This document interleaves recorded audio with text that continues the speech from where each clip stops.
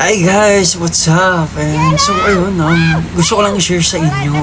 Hindi ko na mapigilan to. Hindi ako natulog kagabi dahil dito. Posible pala tayong manalo ng 303 million pesos sa kakalaro lang ng color game. Di ba? Nung kabataan natin, nilalaro lang natin to sa peryahan. Tapos ngayon may first time in the history to may nanalo ng 303 million pesos. Color game.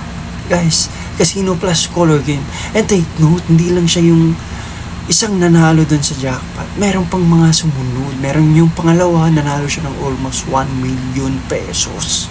Yung pangatlo naman is almost 200,000 pesos. Saan ka pa, di ba? So, ayun,